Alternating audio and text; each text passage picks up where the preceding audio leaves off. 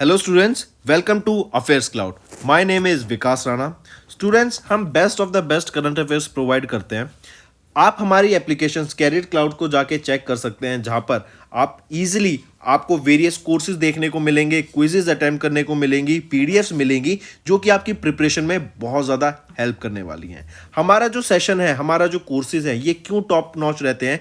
क्योंकि जो हमारी एप्लीकेशंस हैं, हम यहाँ को वेराइटी ऑफ क्वेश्चंस प्रोवाइड करते हैं, वेराइटी ऑफ नोट्स प्रोवाइड करते हैं, जहां पर आपको कंटेंट मिलेगा both Hindi as well as English में।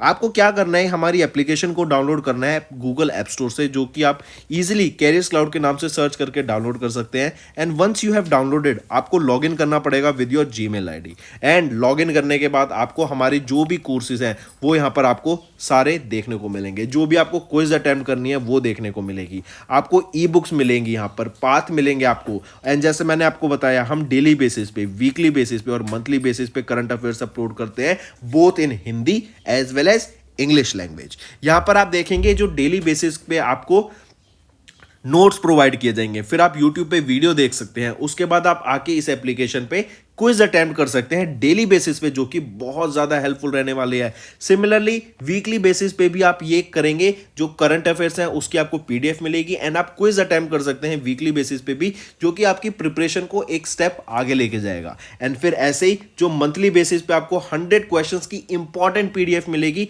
वो आप रिवीजन के लिए एक बहुत अच्छा सोर्स रहेगा आप सभी स्टूडेंट्स के लिए जो गवर्नमेंट एग्जाम एस्पिरेंट्स हैं। इसी के साथ साथ आप देखेंगे, हम बैंकिंग और इकोनॉमी के करंट अफेयर्स प्रोवाइड करते हैं आपको। हम state wise current affairs provide करते हैं, चाहे वो उत्तराखंड, उत्तर प्रदेश, त्रिपुरा, तेलंगाना, कोई भी स्टेट हो। नॉट जस्ट दिस फ्रेंड्स, इसी के साथ साथ देखेंगे हम आपको टॉपिक वाइज करंट अफेयर्स भी प्रोवाइड करते हैं, और ये टॉपिक्स बहुत ज़्यादा इंपॉर्टेंट होते हैं। टॉपिक्स देखें तो जैसे important days, national affairs, international affairs, sports, defence, science and technology, apps and web portals, name the topic, और आपको उस टॉपिक के यहाँ पे करंट अफेयर्स देखने को मिलेंगे। जो भी गवर्नमेंट स्कीम्स लॉन्च की जाती हैं, जो भी एमओयू साइंस किए जाते हैं, जो भी इंडेक्सेस एंड रिपोर्ट्स आती हैं, वो सारी हमारे द्वारा कवर की जाती हैं, ताकि स्टूडेंट को one of the best experience मिल सके करंट अफेयर्स का। Hello everyone. तो आज की वीडियो में हम 11 जुलाई के इम्पॉर्टेंट करंट अफेयर्स डिस्कस करेंगे। काफ़ी हेल्पफुल और इंटरेस्टिंग सेशन रहेगा, तो एंड तक बने रहिएगा। चलिए स्टार्ट करें। सबसे पहले बात करते हैं कि इन्होंने लॉन्च किया NCC integrated software for cadets, NIC, NCC integrated software, NIS, sorry not NIC, NIS, national integrated software. किसके द्वारा लॉन्च किया गया, क्यों लॉन्च किया गया, राइट? तो सबसे पहले ये देखते हैं। अगर आपसे पूछा जाए मिनिस्ट्री, तो मिनिस्ट्री ऑफ डिफेंस के द्वारा लॉन्च किया गया।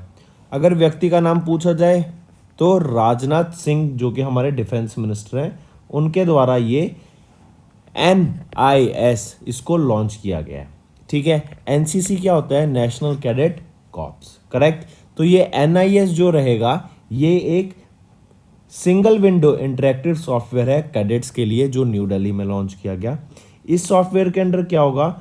एंट्री टू एग्जिट, मतलब जैसे आप एंट्री करेंगे, एनसीसी का पार्ट बनना चाहते हैं, उस टाइम से लेके जब तक आप एल्यूमिनाई नहीं बन जाते, तब तक जो भी सारी प्रोसेसेस होंगी, आपका रजिस्ट्रेशन, राइट, आपकी जो भी क्वेरीज होंगी या जो भी आपका रिलेटेड इससे होगा, वो सारा आपका इस पर्टिकुलर सॉफ्टवेयर पे किया जाएगा, करेक्ट, एनआईएस सॉफ्टवेयर पर।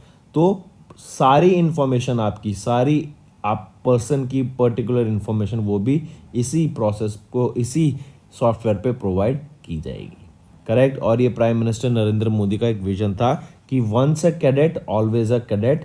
ये पूरा करने के लिए एंड सारी प्रोसेस को आप जब एनसीसी को ज्वाइन करते हैं, वहाँ से लेके जब तक आप एग्जिट नहीं करते, जो भी प्रोसेसेस होती हैं, जो भी आपकी क्रियाएं होती हैं, जो भी काम होते हैं, या जो भी प्रोसेसेस होती हैं, उसको डिजिटाइज करने की यहाँ पे बात की गई अंडर दिस सॉफ्टवेयर, करेक्ट। तो ये राजनाथ सिंह के द्वारा लॉन्च किया गया, पहली चीज़।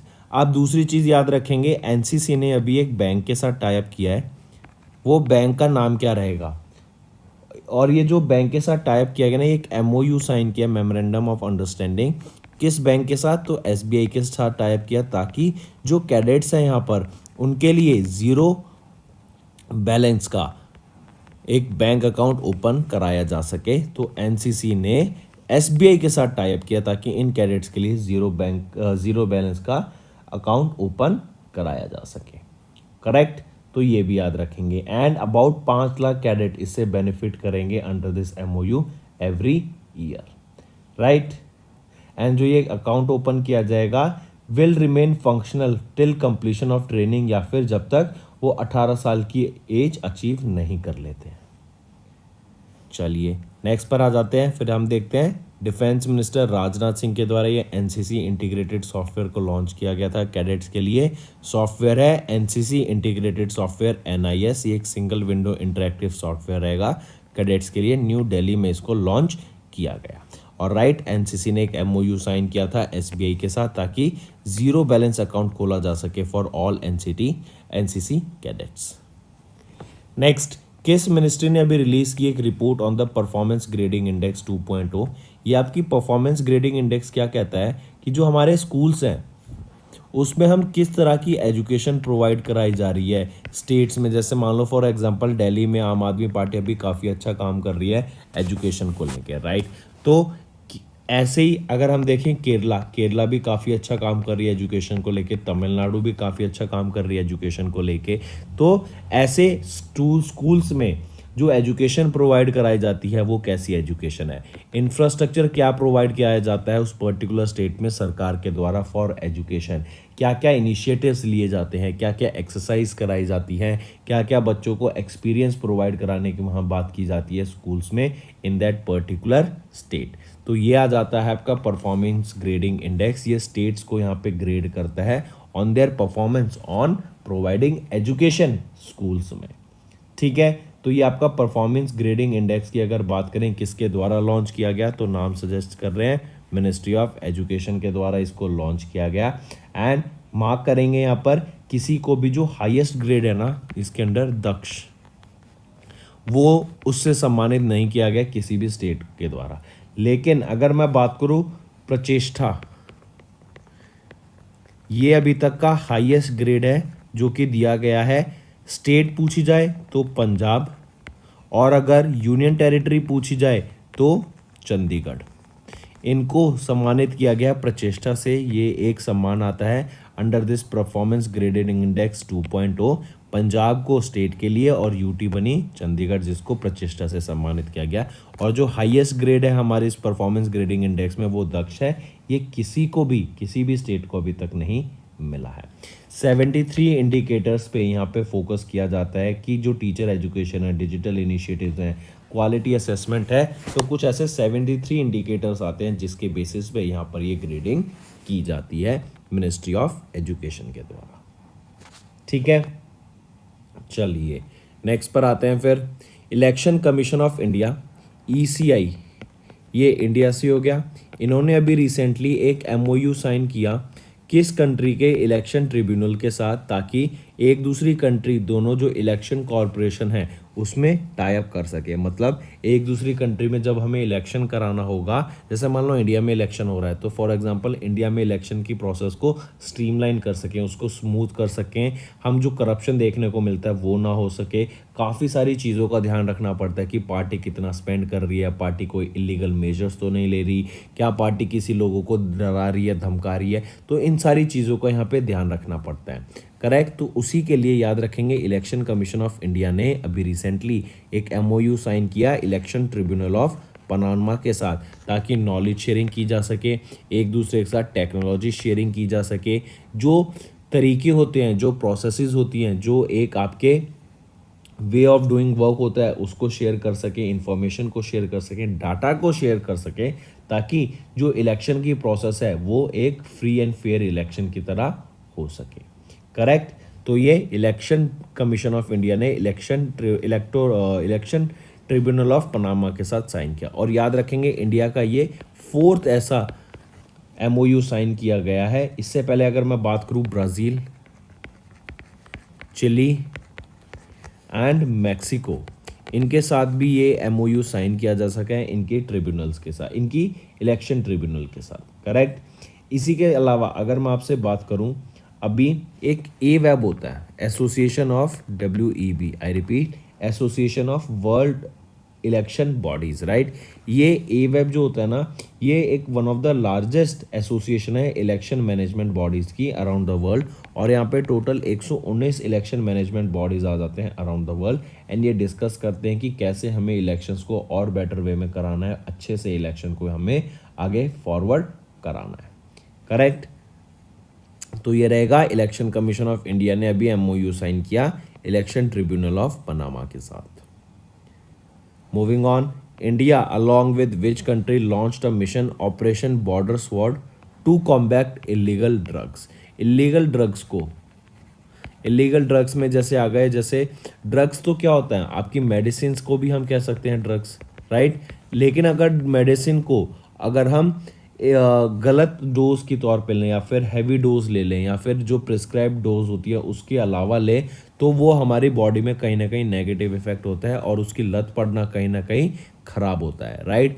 तो ऐसे मेडिसिन को, ऐसे ड्रग्स को, ऐसे फार्माक्यूटिकल मटेरियल्स को जो कि इलीगली ट्रांसपोर्ट किए जा रहे हैं in India and USA from different parts of the world, उन पर रोक लगाने के लिए, वैसे illegal and illicit medical products को जो कि शिप किए जाते हैं using the international mail system, उन पर रोक लगाने के लिए टू यूएसए एंड इंडिया। यहाँ पर इंडिया ने यूएसए के साथ टाई अप किया है for this operation border sword. तो इम्पॉर्टेंट है, पूछा जाएगा कि ये मिशन कब से कब तक था, तो 12 से लेके 23 जून तक इस मिशन को कैरी कराया गया था। इंडिया एंड यूएसए ने मिलकर इस मिशन को बढ़ाया है ऑपरेशन बॉर्डर स्वॉर्ड को, ताकि जो भी इलीगल मेडिकल प्रोडक्ट्स होते हैं जिनको शिप किया जाता है using the international mail system, उन पर रोक लगाई जा सके। 1500 से ज़्यादा शिपमेंट्स को यहाँ पर चेक किया गया एंड इनमें से कुछ 500 ऐसे शिपमेंट्स हैं जिन पर आप जहाँ पर अनलॉफुल फार्माक्यूटिकल्स हमें देखने को मिले, जहाँ पर हमें इलीगल सब्सटेंस देखने को मिला है इन दोज शिपमेंट्स, करेक्ट। तो यहाँ पर जो ड्रग्स होते हैं, आजकल आप देखेंगे जो ड्रग्स का है ना वो बहुत ज़्यादा बढ़ गया है वर्ल्ड में, क्योंकि ड्रग्स बनाना आजकल जो आर्टिफिशियल ड्रग्स होते हैं बहुत इजीली अवेलेबल हो जाते हैं, चीप अवेलेबल हो जाते हैं, तो जो उसका सर्कुलेशन है वो मार्केट में बहुत ज़्यादा बढ़ गया है, करेक्ट। तो इंडिया एंड यूएसए के द्वारा ये ऑपरेशन बॉर्डर स्वॉर्ड लॉन्च किया गया था ताकि इलीगल ड्रग्स को कॉम्बैक्ट किया जा सके। नेक्स्ट आ जाते हैं नेशनल वाटर मिशन। इन्होंने भी एक एमओयू साइन किया है इंडियन प्लम्बिंग एसोसिएशन के साथ to improve the water use efficiency. देखो, हम जानते ही हैं कि अभी एक large population in this world ऐसी है जिनके पास proper clean and drinking water नहीं है। पीने का पानी तो छोड़ दीजिए, उनके पास नहाने के लिए भी, हाथ धोने के लिए भी साफ़ पानी अवेलेबल नहीं होता है, करेक्ट। तो इसी को ध्यान में रखते हुए कि हमें वाटर को एक एफिशिएंटली यूज़ करना चाहिए, वाटर को वेस्ट नहीं करना चाहिए, और जो वाटर हमारे घर तक पहुंचता है वो एक क्लीन वाटर होता है, तो उसको हमें रिस्पेक्ट करना चाहिए बिकॉज एक लार्ज पॉपुलेशन को वो चीज़ नहीं मिल रही है। पहले हम बात करते थे 3 R's की, रिड्यूस, रिसाइकल एंड रीयूज़। आज हम बात करेंगे 5 R की, जो वाटर से रिलेटेड रहेगा, जो कि है recycle, reuse, reuse and replenish and respect, correct. क्योंकि हम देखते हैं जैसे रेन वाटर है, रेन वाटर हार्वेस्टिंग आप देखेंगे काफ़ी ज़्यादा प्रचलित में है एंड बेसिकली इसका एम क्या है कि जब हम बारिश होती है तो उस वाटर को कलेक्ट करके फर्दर यूज़ किया जाए। अब आप उसको इरिगेशन के लिए भी यूज़ कर सकते हैं, आप उसको हैंड वॉशिंग के लिए भी यूज़ कर सकते हैं, आप उसको नहाने के लिए यूज़ कर सकते हैं, फूड कुकिंग के लिए आप उसको यूज़ कर सकते हैं, पीने के लिए उस पानी को यूज़ कर सकते हैं, करेक्ट। तो बेसिकली ये जो हमारा एमओयू साइन किया गया है the bureau of water use efficiency, इन्होंने एक एमओयू साइन किया under the national water mission IPA के साथ, इंडियन प्लम्बिंग एसोसिएशन के साथ। एंड इस एमओयू का मेन एम क्या है, अवेयरनेस क्रिएट कराना to promote rain water harvesting structures, ताकि जो ये 5 R's हमने बात की इस पे काम किया जा सके एंड जो वाटर हमारा हम वेस्ट करते हैं हम उस वाटर की कीमत समझ सकें, क्योंकि एक लार्ज पॉपुलेशन को वो वाटर अवेलेबल नहीं होता है, करेक्ट। चलिए नेक्स्ट पर आते हैं। फिर नेक्स्ट है इंटरनेशनल अफेयर्स। अभी इंडिया ने ज्वाइन किया है champions group of global crisis response group. World में जो कभी क्राइसिस आती है तो उसको कैसे हमें, जैसे अभी कोविड-19 वन ऑफ द वर्ल्ड की क्राइसिस थी जो हमारी जनरेशन ने अभी देखा है, राइट। तो उससे कैसे हमें डील करना है, उसके लिए क्या हमारी गाइडलाइंस होनी चाहिए, क्या क्या प्रोटोकॉल्स होने चाहिए, उन सबको बनाने के लिए, उनके ऊपर वर्क करने के लिए एक चैम्पियंस ग्रुप होता है, राइट। इंडिया और क्वेश्चन आ सकता है कि अभी किस कंट्री ने उस चैम्पियंस ग्रुप को ज्वाइन किया है for global crisis response group, वो आ जाता है हमारा इंडिया, करेक्ट। और ये जो ग्लोबल क्राइसिस रिस्पॉन्स ग्रुप है, इसके चेयरमैन कौन होते हैं? इसके चेयरमैन है एंटोनियो गटर्स, जो कि सेक्रेटरी जनरल है यूनाइटेड नेशन के, राइट। फिर इस ग्लोबल क्राइसिस रिस्पॉन्स ग्रुप के जो शेरपा अपॉइंट किए गए हैं, sherpa to this global crisis response group, Indian sherpa वो कौन रहेंगे? वो है संजय वर्मा। ये भी बहुत इंपॉर्टेंट क्वेश्चन बन जाता है कि इंडिया के शेरपा कौन है to the global crisis response group. वो रहेंगे संजय वर्मा, जो कि सेक्रेटरी हैं of west under the ministry of external affairs. काफ़ी इंपॉर्टेंट है, इसको मार्क करेंगे। एंड इंडिया को ये इनविटेशन भेजा गया था एंटोनियो गटर्स के द्वारा ही to prime minister Narendra Modi, and ये चाहते थे कि इंडिया इसका पार्ट बन सके, क्योंकि अगर आपको याद हो कोविड-19 के टाइम पे इंडिया ने पूरे वर्ल्ड में लोगों की हेल्प करी थी, डिफरेंट कंट्रीज़ की हेल्प करी थी by supplying medical supplies, medical equipments provide करा के एट ग्लोबल स्केल यहाँ पर उन्होंने लोगों की हेल्प करी थी, कंट्रीज़ की हेल्प करी थी, करेक्ट। और ये जो ग्लोबल क्राइसिस रिस्पॉन्स ग्रुप है, ये सेटअप किया गया था मार्च 2022 में, करेक्ट। और ये डायरेक्ट एंड अर्जेंट नीड बताता था कि हमें फूड इनसिक्योरिटी है, फिर हमारी वर्ल्ड में हम देख रहे हैं एनर्जी क्राइसिस है, लोगों के पास प्रॉपर पैसा नहीं है, पॉवर्टी बहुत ज़्यादा है, जो डिस्ट्रीब्यूशन है मनी का पुअर एंड रिच में वो भी बहुत ज़्यादा डिफरेंट है, करेक्ट। ऐसी चीज़ों पे security, energy, financing, health, correct, food, इन पे काम करने के लिए ये ग्रुप इस्टेब्लिश करा गया था। 32 मेंबर का ये ग्रुप रहेगा और इंडिया ने अभी रिसेंटली इसको ज्वाइन किया है। चेयरपर्सन कौन रहेंगे? एंटोनियो गटर्स रहेंगे।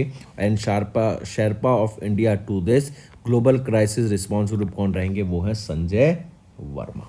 इंपॉर्टेंट है, मार्क करके चलेंगे, अच्छा क्वेश्चन बन सकता है इस टॉपिक से। नेक्स्ट आ जाते हैं, over half of the world's child trafficking victims, इनको ट्रैफिक किया जाता है within their own country. ये रिपोर्ट बताती है जो कि रिलीज़ की गई IOM, International Organization for Migration, and Francis Xavier Bagnoud Center for Health and Human Rights at Harvard University के द्वारा इस रिपोर्ट को रिलीज़ किया गया। फिर इसी में बताते हैं कि अपनी ही कंट्री में जो लोग हाफ ऑफ द पीपल जो कि half of the child trafficking जो होती है वो विद इन द कंट्री होती है। फिर इसमें से जो ट्रैफिकिंग होती है ना, अराउंड आप देखेंगे कई बच्चे ऐसे होते हैं जो बॉयज़ होते हैं मोस्टली, उनको with in the country trafficking की जाती है ताकि वो फोर्स्ड लेबर की तौर पे काम कर सके, चाहे वो अब इंडस्ट्री में हो, चाहे वो किसी फैक्ट्री में हो, चाहे वो एग्रीकल्चर सेक्टर में हो, चाहे उनको बैगिंग पे लगा दें, तो उनके लिए विद इन कंट्री ही यहाँ पर ये किया जाता है अलग अलग सेक्टर में। फिर अराउंड 20% ऑफ द ट्रैफिकिंग जो होती है ना, वो सेक्सुअल एक्टिविटीज़ से रिलेटेड होती है। प्राइमरली गर्ल्स को यहाँ पे ट्रैफिकिंग की जाता है फॉर प्रोस्टिट्यूशन, पोर्नोग्राफी या फिर सेक्सुअल सर्विट्यूड, करेक्ट। देन अगर हमें इन चीज़ों को ख़त्म करना है, हमें ट्रैफिकिंग के खिलाफ आवाज़ उठानी है, तो हमारे पास प्रॉपर डाटा होना चाहिए। हम किसी को अगर एक्यूज़ करते हैं कि आपने ट्रैफिकिंग की है किसी व्यक्ति को, तो हमारे पास प्रॉपर फैक्ट्स होने चाहिए, प्रॉपर एविडेंस होने चाहिए, ताकि हम उस पर्सन को आगे कड़क से कड़क सज़ा दे सकें, उनको ज़्यादा से ज़्यादा उनकी जो, क्योंकि एक एग्जाम्पल सेट करना बहुत ज़रूरी है इस सेक्टर में, ताकि आगे फिर कोई लोग ऐसी चीज़ करने की कोशिश भी ना करें, राइट।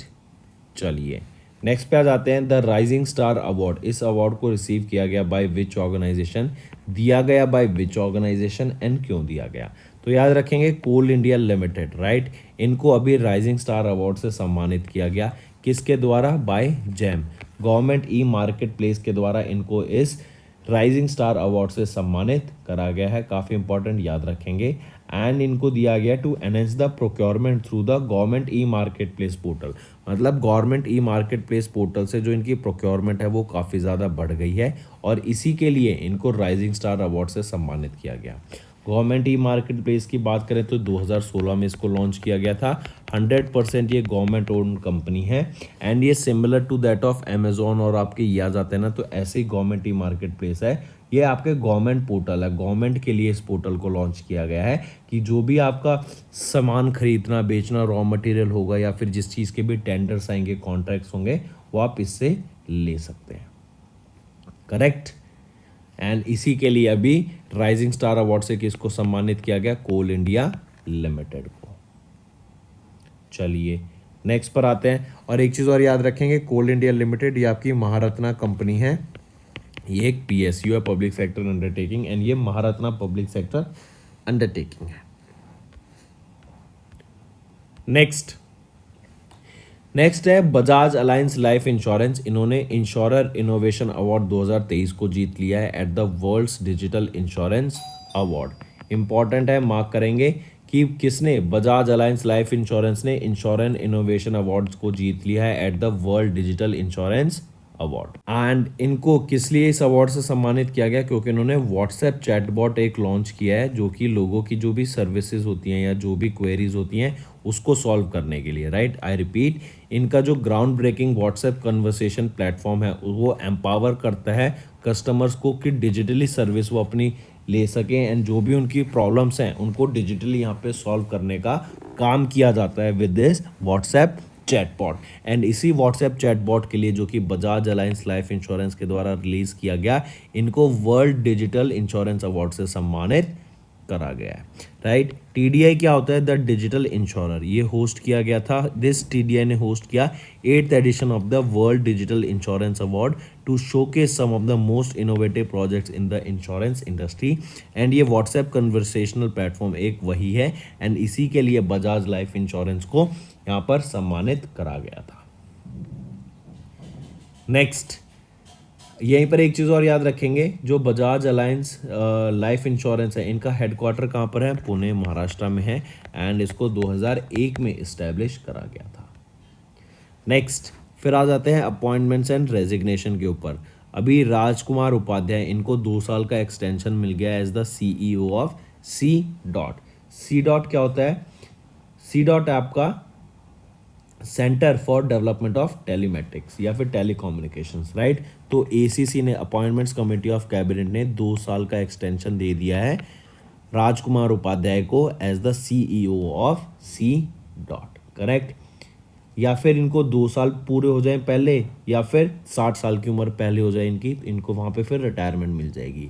अभी एक्सटेंशन मिला है इनको जुलाई 2025 तक का, करेक्ट। अगर इनकी बात करें उपाध्याय जी की, तो 2020 में इन्होंने ज्वाइन किया था सी डॉट को, correct, as the executive director. फिर 2022 में 2 साल बाद इनको प्रमोट कर दिया गया था as the CEO of C DOT. फिर इसके बाद ये एडिशनल डायरेक्टर भी रह चुके हैं आपके दूरदर्शन के, all India radio Prasar Bharati के। इसके अलावा इन्होंने एडवाइज़र भी रह चुके हैं एट द ये telecom regulatory authority of India. फिर इसी के साथ साथ याद रखेंगे इन्होंने ये फाउंडिंग मेंबर भी हैं भारत 6G अलायंस के, करेक्ट। तो याद रखेंगे राजकुमार उपाध्याय, इनको 2 साल का एक्सटेंशन मिल गया है as the CEO of C DOT. Next आ जाते हैं डिपार्टमेंट ऑफ टेलीकॉम के सेक्रेटरी के राजरमन, ये एक IAS है, ये रिप्लेस करेंगे इंजेटी श्रीनिवास को as the chairman of IFSCA। तो नया चेयरमैन कौन बन रहा है IFSCA का, वो है के राजारमन, ये एक IAS है, एंड ये DOT के सेक्रेटरी रह चुके हैं, करेक्ट। अभी ये सेक्रेटरी थी और इनको अपॉइंट किया गया है as the chairman of IFSCA। ये रिप्लेस किनको करेंगे, इंजेटी श्रीनिवास को ये रिप्लेस करेंगे to be the new chairperson of IFSCA, correct, important. Rajaraman की बात करें, इन्होंने ज्वाइन किया था IFSCA को in the month of August, और इनको यहाँ पर 3 साल का टर्म दिया गया है, करेक्ट। या ये 65 साल के हो जाए या फिर इनका ये 3 साल पूरे हो जाए, इनको फिर यहाँ पे रिटायरमेंट मिल जाएगी, करेक्ट। अगर के राजारमन की बात करें तो he assume the charge as the telecom secretary in 2021, and इन्होंने सक्सेसफुली कंडक्ट कराया गया था first ever 5th generation auction, जिससे सरकार को 1.5 लाख करोड़ रुपीज़ का यहाँ पे मुनाफा हुआ। फिर इसी के साथ साथ ही also considered as a driving force behind the launch of Bharat 6G alliance, and इन्हीं के द्वारा ही BSNL का 4G नेटवर्क को रोल आउट करा जा रहा है, करेक्ट। IFSCA की बात करें तो हेडक्वार्टर कहाँ पे रहेगा, गांधीनगर गुजरात में। 2020 में इसको इस्टेब्लिश किया गया था, राइट। नेक्स्ट, SpaceX, इनको अभी लाइसेंस मिल गया है from which country to offer high speed internet via Starlink. Starlink क्या है? ये स्टारलिंक के द्वारा भी एक कॉन्स्टलेशन इस्टेब्लिश किया जा चुका है अर्थ के चारों तरफ। कुछ 3500 यहाँ पर सैटेलाइट रहेंगी इनकी, जो कि even in the remote areas यहाँ पर internet, high speed internet provide कराने का काम करती हैं। करेक्ट। और ये स्टारलिंक आपका स्पेस एक्स, ये इलॉन मस्क की ही कंपनी है, राइट। तो अभी मंगोलिया में इनको लाइसेंस मिल गया है स्पेस एक्स को, ताकि वो स्टारलिंक की मदद से रिमोट एरियाज में इंटरनेट को प्रोवाइड किया जा सके। अब मंगोलिया की बात करें तो वहाँ पे अभी ऑप्टिकल फाइबर्स का जाल बिछा हुआ है, नेटवर्क बना हुआ है ऑलरेडी, एंड स्टारलिंक की मदद से वहाँ पर इंटरनेट और ज़्यादा अच्छे से प्रोवाइड कराया जाएगा। Even in the remote areas यहाँ पर इंटरनेट प्रोवाइड कराने की बात की गई है, राइट। और ये जो 3500 और सैटेलाइट्स हैं स्टारलिंक की, ये कहाँ पर आ जाती हैं? लियो में, लो अर्थ ऑर्बिट में, ठीक है, लो अर्थ ऑर्बिट में ये प्रोवाइड रहेंगी। Correct. And mobile world Congress 2023 जो भी बार्सिलोना स्पेन में हुई थी, वहां पर इन दोनों के बीच में ये एग्रीमेंट साइन हुआ था। नेक्स्ट आ जाता है यूनाइटेड नेशन के द्वारा भी 51 रोबोट्स को लॉन्च किया गया है and AI summit to advance sustainable development goals. ये जो रोबोट्स लॉन्च किए गए हैं ना, आप देखो जो रोबोट्स होते हैं ना, जैसे हमने बात की थी चैट जीपीटी की। चैट जीपीटी क्या है? ये आपका एक मॉडल है जो कि लोगों की बातों पे ट्रेन किया गया, right. Then there are other model जो कि आपकी इमेजेस आपकी बना के देते हैं। ऐसे ऐसे आर्टिफिशियल इंटेलिजेंस मॉडल्स हैं जो आप इमेज बोलो वो आपको वैसी की वैसी इमेज बना के दे देंगे, राइट। तो ये जो आपके रोबोट्स आते हैं ये अलग अलग मॉडल्स पे डिपेंड करता है कि ये किस मॉडल पे ट्रेन किए गए हैं। किसी को असैसिनेशन भी आप दे सकते हैं, किसी को मर्डर भी बना सकते हैं। आप किसी को सिखा दीजिए जूडो किसी रोबोट को, तो वो जूडो करना बहुत अच्छे से आ जाएगा उसको, वो खुद सीखेगा फिर जूडो करना। किसी को आप प्रोफेसर बना दीजिए, अब वो प्रोफेसर, वो टीचिंग बहुत अच्छी करेगा। किसी को आप सोल्जर बना दीजिए, वो सोल्जर बहुत अच्छा बन जाएगा वो रोबोट, राइट। तो ये डिपेंड करता है रोबोट्स को किस चीज़ पे ट्रेन किया गया है। जैसे ह्यूमंस नहीं होते कि हम अपनी एक जॉब निर्धारित कर लेते हैं, हम कॉलेज में जाते हैं, हम एक पर्टिकुलर स्ट्रीम में ले लेते हैं कि अगर हम इंजीनियरिंग कर रहे हैं तो कंप्यूटर साइंस इंजीनियरिंग करेंगे, मैकेनिकल इंजीनियरिंग हो गई, उसके अलावा फिर आप कॉमर्स की हो गई, सीए करते हैं लोग, राइट। तो ये क्या है, अलग अलग फील्ड्स में आप जा सकते हैं। ऐसे रोबोट्स को भी अलग अलग फील्ड में ट्रेन किया जा सकता है। एंड जो हमारे सस्टेनेबल डेवलपमेंट गोल्स हैं जो हमारे 2015 में यूनाइटेड नेशंस ने अडॉप्ट करे थे, 17 सस्टेनेबल डेवलपमेंट गोल्स, उनको यहाँ पूरा करने की बात की गई। एंड उनको पूरा करने के लिए यहाँ पे रोबोट्स की, आर्टिफिशियल इंटेलिजेंस की हेल्प ली जाएगी। क्योंकि हम देख रहे हैं विद टाइम जो हमारे गोल्स को अचीव करने के लिए जो हमारी फंडिंग है वो बढ़ती जा रही है, जो अमाउंट लगेगा वो बढ़ता जा रहा है with time. And in sustainable development goals को अचीव करना बहुत ज़रूरी है, क्योंकि हम देख रहे हैं क्लाइमेट चेंज हो रहा है एंड क्लाइमेट चेंज की वजह से जो हमारा इकोनॉमिक इम्पैक्ट है वो भी बढ़ता जा रहा है, करेक्ट। तो ये जो रोबोट्स हैं, आप ये रोबोट देखेंगे अलग अलग कैटेगरीज में रहेंगे, अलग अलग फील्ड्स में इन रोबोट्स को यूज़ किया जाएगा। अब ड्रोन है, एक ड्रोन भी तो एक तरीके का रोबोट ही है, राइट। और इसमें से जो ये 51 रोबोट्स है ना, इसमें से सिर्फ 9 ऐसे ह्यूमनॉइड रोबोट्स रहेंगे, बाकी सारे आपकी मशीन सी टाइप हैं जो अलग अलग सेक्टर्स में यूज़ की जाएंगी, करेक्ट। जैसे फॉर एग्जांपल अगर मैं बात करूँ टेस्ला की सेल्फ ड्राइविंग कार, राइट, वो भी एक तरीके का रोबोट ही तो है, क्योंकि उसको इतना ट्रेन किया जा चुका है उसके मॉडल्स पे कि वो खुद अब ड्राइव कर सकती हैं इन ट्रैफिक, कि उसको पता है कि अगर पीछे से गाड़ी आ रही है तो मुझे किधर मुड़ना है, अगर सामने कोई आ जाता है मुझे एकदम ब्रेक लगाना है। तो ये सारे मॉडल्स पे, ये सारे डाटा पे उस रोबोट को ट्रेन किया जा चुका है एंड वो भी एक काइंड ऑफ रोबोट ही है जो टेस्ला की सेल्फ ड्राइविंग कार है। ऐसे 51 रोबोट्स अभी लॉन्च किए गए हैं, जिसमें से सिर्फ 9 ह्यूमनॉइड, जो ह्यूमन जैसे रोबोट हैं वो हैं, करेक्ट। चलिए नेक्स्ट आ जाता है who one the men single title in the Canada open 2023। ये इंडिया के प्लेयर रहेंगे लक्ष्य सेन, राइट। लक्ष्य सेन ने अभी बैडमिंटन का मेन सिंगल टाइटल जीत लिया है कनाडा ओपन, करेक्ट। कनाडा में कैलगरी में हुआ था, आपका 4 से लेके 9 जुलाई के बीच में ये इवेंट हुआ था, राइट। एंड इन्होंने यहाँ पर इस टाइटल को जीत लिया है, इंपॉर्टेंट याद रखेंगे। अगर मैं वीमेन की बात करूं, वीमेन सिंगल टाइटल किन्होंने जीता, वो है अकाने यामागुची, ये जापान से बिलोंग करती हैं, राइट। इन्होंने वीमेन सिंगल टाइटल जीत लिया और मैन सिंगल टाइटल जीत लिया है लक्ष्य सेन ने। कनाडा ओपन की बात करें 1962 में ये इस्टेब्लिश करा गया था फॉर द फर्स्ट टाइम, और 2023 में अब इसका 58th एडिशन हमने ऑब्जर्व करा है। मूविंग ऑन, नेक्स्ट आ जाते हैं फिर F1 ब्रिटिश जीपी पे। पहली बार ब्रिटिश ग्रैंड प्रिक्स जीतने वाले व्यक्ति कौन बने हैं, वो है मैक्स वर्स्टैपन। ये रेड बुल के लिए ड्राइव करते हैं, राइट, और इन्होंने अपना पहला ब्रिटिश ग्रैंड प्रिक्स टाइटल जीत लिया है। मैक्स वर्स्टैपन रेड बुल के लिए ड्राइव करते हैं, डच बेल्जियन ड्राइवर हैं ये। एंड याद रखेंगे ये इनकी first ever British Grand Prix title रहेगा, छठा कॉन्जिक्यूटिव टाइटल रहेगा 2023 का F1, मतलब छठी बार ये लगातार टाइटल जीते हैं। एंड इसी के साथ साथ याद रखेंगे this marks the 8th win of the season, right. ये मैक्स वर्स्टैपन की 8वीं विन है ये 2023 सीजन की, लेकिन कंटिन्यूसली छठी है, राइट। और इसी के साथ साथ रेड बुल की अगर हम बात करें तो ये 10वीं विन रहेगी। 8 तो मैक्स वर्स्टैपन ने जीती हैं एंड 2 जीती हैं सर्जियो परेज ने। सर्जियो परेज ने सऊदी अरेबियन ग्रैंड प्रिक्स जीती है एंड एजरबाइजन ग्रैंड प्रिक्स भी जीती थी, करेक्ट। तो टोटल 10वीं विन रहेगी रेड बुल के लिए, 8वीं विन रहेगी मैक्स वर्स्टैपन के लिए और छठी कंसेक्यूटिव विन है मैक्स वर्स्टैपन की। एंड फर्स्ट एवर पहली बार इन्होंने ब्रिटिश ग्रैंड प्रिक्स टाइटल को जीता है, करेक्ट। चलिए नेक्स्ट पर आ जाते हैं फिर। नेक्स्ट हम बात करते हैं चेस की। अभी ग्रैंड चेस टूर हुआ था, ये आपका super United rapid and Blitz crochet 2023 का। इसमें याद रखेंगे इंडिया के ग्रैंड मास्टर डी गुकेश इनकी 5th पोजीशन आई, विश्वनाथ आनंद इन्होंने 7th पोजीशन पे फिनिश किया। एंड अगर पूछा जाए कि ये super United rapids and Blitz crochet 2023 को किसने जीता, तो वो है मैग्नस कार्लसन के द्वारा, जो कि नॉर्वे के हैं, उनके द्वारा जीता गया, क्योंकि वो वर्ल्ड के नंबर 1 प्लेयर भी हैं। ये भी याद रखेंगे, इसको ऐसे याद रख सकते हैं, ठीक है। चलिए नेक्स्ट पर आ जाते हैं फिर। ऑब्यूट्री, अभी KM वासुदेवन इनका निधन हो गया है। ये एक लाइन आर्टिस्ट थे, ये केरला से बिलोंग करते हैं। 98 की एज में इनका निधन हो गया अभी रिसेंटली, डायरेक्टली याद रखेंगे।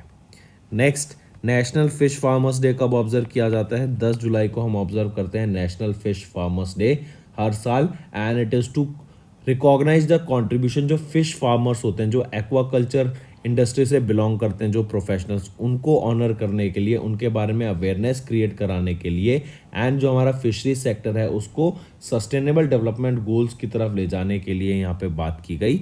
एंड इसी के लिए ये नेशनल फिश फार्मर्स डे हम ऑब्जर्व करते हैं 10 जुलाई को। 2001 में पहली बार फर्स्ट एडिशन ऑब्जर्व किया गया था, तो हम कह सकते हैं 2023 में इसका 23rd एडिशन ऑब्जर्व करा गया है, करेक्ट। एंड इसी के साथ साथ ये डे ऑब्जर्व किसके द्वारा कराया गया था? 2001 में ICAR, याद रखेंगे। अगर इसका आम दे दें CIFE, जो कि है central institute of fisheries education, ICAR काम इनके द्वारा, तो ईदर ऑफ देम ऑप्शन में आ जाए तो वो करेक्ट रहेगा, राइट। तो दोस्तों ये थे हमारे आज के इंपॉर्टेंट करंट अफेयर्स। अब आ जाते हैं क्विक रिवीजन पे। डिफेंस मिनिस्टर राजनाथ सिंह ने लॉन्च किया NCC integrated software for cadets. Ministry of education ने रिलीज की report on performance grading index 2.0 for states and UTs. ECI and ET of Panama, इन्होंने एक MOU साइन किया on electoral corporation. India and US jointly conducted operation border स्वॉर to combat illegal drugs. National water mission ने एक MOU sign किया Indian plumbing association के साथ to improve water use efficiency. MEA India, इन्होंने join किया champions group of global crisis response group को। Over half of the world's children trafficked victims, इनको within own country ही traffic किया जाता है। कोल इंडिया लिमिटेड ने receive किया the rising star award by the GeM. Bajaj Allianz life insurance, इन्होंने जीत लिया इंश्योरेंस इनोवेशन अवार्ड 2023 का at the world digital insurance awards. राजकुमार उपाध्याय, इनको 2 साल का एक्सटेंशन मिल गया as a CEO of C. DOT के सेक्रेटरी के राजा रमन, जो कि IAS रह चुके हैं, इन्होंने रिप्लेस कर दिया इंजेटी श्रीनिवास को as the chairman of IFSCA। SpaceX को एक लाइसेंस मिला, gets the licence from Mongolia to offer high speed internet via Starlink satellite. UN ने इंट्रोड्यूस किया 51 रोबोट्स को and AI summit to advance sustainable development goals. Badminton की बात करें तो लक्ष्य सेन ने मेन सिंगल टाइटल जीत लिया है कनाडा ओपन 2023 का। F1 ग्रैंड प्रिक्स की बात करें तो रेड बुल के मैक्स वर्स्टैपन ने अपना first ever British Grand Prix title जीत लिया है। ग्रैंड चेस टूर की बात करें तो डी गुकेश ने 5th पोजीशन पे आए and Vishwanath Anand 7th position पे आए एंड मैग्नस कार्लसन जो वर्ल्ड के नंबर 1 चेस प्लेयर हैं, इन्होंने super United rapid and blitz crochet 2023 को जीत लिया। केएम वासुदेवन की बात करें, इनका निधन हो गया, ये केरला से बिलोंग करते हैं and national fish farmers day 10 जुलाई को ऑब्जर्व किया जाता है। तो दोस्तों ये तो थे आज के इंपॉर्टेंट करंट अफेयर्स। अब आ जाते हैं कुछ रिवीजन पार्ट पर। जैसे ओडिशा के चीफ मिनिस्टर के द्वारा अम्मा पोखारी स्कीम लॉन्च की गई ताकि जो वाटर बॉडीज हैं उनको रिनोवेट किया जा सके। गुजरात के द्वारा 6 MOU साइन किए गए अंडर मिष्टी स्कीम ताकि मैंग्रोव प्लांटेशन की जा सके एंड मैंग्रोव को कंजर्व करा जा सके। नेक्स्ट, वर्ल्ड किश्वाली लैंग्वेज डे 7 जुलाई को ऑब्जर्व की जाती है एंड किश्वाली लैंग्वेज को ही लैंग्वेज ऑफ यूनिटी भी बोला जाता है एंड ये यूनेस्को के द्वारा ऑब्जर्व किया जाता है, ये भी याद रखेंगे। एंड यूनेस्को को मेंबर वापस से कौन बन गया है? United States of America. Next, Shiv Kumar Singhvan, इनको अपॉइंट किया गया as the acting chairperson of the National Green Tribunal. फिर आ जाता है 23rd SCO CHS समिट हुई, इंडिया ने इसको होस्ट किया for the first time, prime minister Narendra Modi ने इसको चेयर किया वर्चुअली एंड यहाँ पर इंपॉर्टेंट थिंग याद रखेंगे, 9th परमानेंट मेंबर SCO का कौन बन गया? वो है ईरान। इस टॉपिक को ही बताने के लिए मैंने न्यूज़ ऐड करी है। 9th permanent member of SCO कौन बन गया है? ईरान। तो दोस्तों ये थे हमारे रिवीजन के करंट अफेयर्स। अब आ जाते हैं होमवर्क सेक्शन पर। Which freedom fighter launched Rampa rebellion against the British in 1922? Second, which state UT launched Mo Jungle Jami Yojana? Third, Bogibeel, where the foundation stone for the inland waterway transport terminal was laid is in which state? तो ये 3 आपके homework questions रहेंगे friend. I hope आपको session समझ आया होगा। पसंद आया तो वीडियो को लाइक कर देना एंड ये होमवर्क क्वेश्चन ज़रूर करने हैं। कम से कम 1 महीना आदत बना लो कि जो भी मैं क्वेश्चंस आपको दूंगा उनको कमेंट करके ज़रूर आपको बताना है उसका answer and maximum to maximum मुझे पार्टिसिपेशन चाहिए बच्चों का। आप कुछ दिन से, पिछले 3-4 दिन से कमेंट कर रहे हैं, तो आप खुद देखिए आपके रिवीजन में कितना चेंज आएगा, आपको कितनी सारी चीज़ें याद होंगी। ये 3-3 क्वेश्चंस करके ही आप ये देखना है 1 महीने में आपको कितने सारे क्वेश्चंस ऐसे एकदम फिंगर टिप्स पर होंगे, राइट। तो मैक्सिमम टू मैक्सिमम मुझे कमेंट्स चाहिए इन होमवर्क, वरना फिर होमवर्क देने का फ़ायदा नहीं रहता, right. So that's all for the day. Thank you and have a nice day.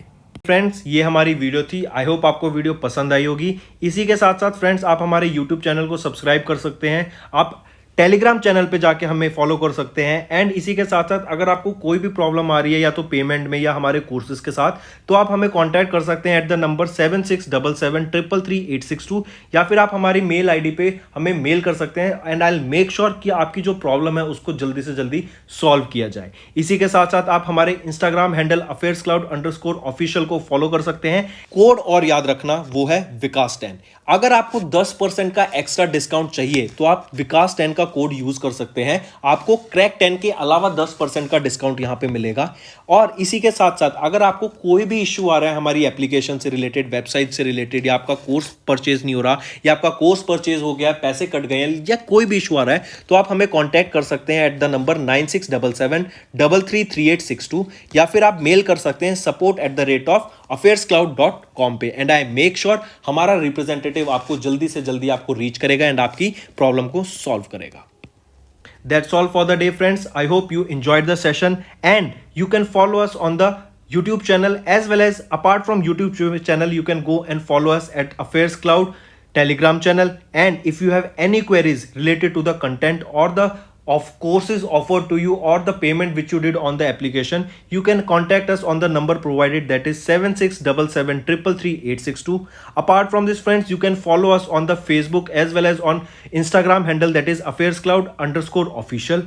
In the end friends, if you use a code that is Vikas10, you will be getting an additional extra 10% discount by using this code Vikas10. Also, if you have any problem regarding the course purchase, any problem regarding to our application, you can contact us on the mobile number, that is 9677333862. And if you want to mail us, you can also mail us on support@affairscloud.com, and I assure you that our representative from us will be contacting you soon and resolving your issue.